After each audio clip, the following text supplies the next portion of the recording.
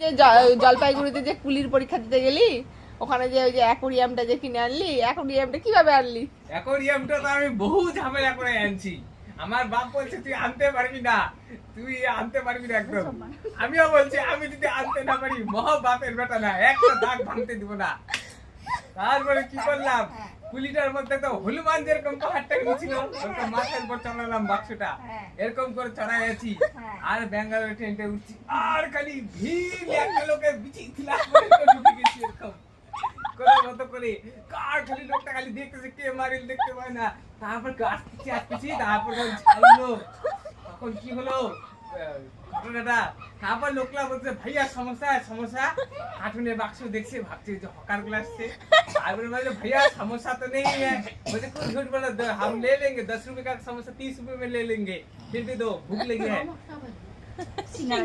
तখন আমি কি বললাম, भैया समोसा नहीं है, कांच का बक्सा है, वो जो मछली पालते हैं ना, वो मछली पालने वाला कांच का बक्सा है। तो बोला अच्छा तो मछली ही दे दो, हम लोग आप खा नहीं सकते, छोटे छोटे मछली है तो कुछ भी नहीं होगा, हम पका के खाने, वो खा नहीं सकते इतना छोटा छोटा मछली, कैसे खाओगे आप। তখন বলতে তো বলতে তো একটা ছেলে বলতেছে ভাইয়া এক কাম করো,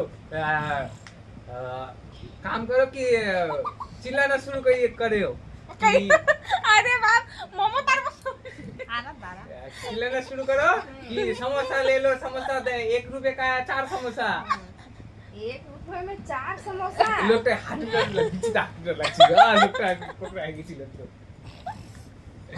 আমার বহু কষ্ট করে একদম বারশই না বারশই থেকে একদম আরামে করে নিয়ে আসছি। বাপ বলছে আনতে পারবো না, আমিও বলছি তুমি একটা দাগ হয়, মহ বাপের বেটা না, একদম একদম বলে দিচ্ছি একদম কুলির মতো করে একদম মাথায়। আর একদম সে বলতেছে ওই তো কুলির পরীক্ষা দিতে গেছিলিস না, ওইজন্য তারপরে জিআরপি ক্লাব উঠছে জেনারেলে, বলতেছে কি নিয়ে যাচ্ছে আগে ট্রেনিংটা দিয়ে স্যার। বললাম স্যার এটা কিসের, কোথায় গেছিলা, এটা কি নিয়ে যাচ্ছে? বললাম স্যার আমি পরীক্ষা দিতে গেছিলাম রেলের গ্রুপ ডি।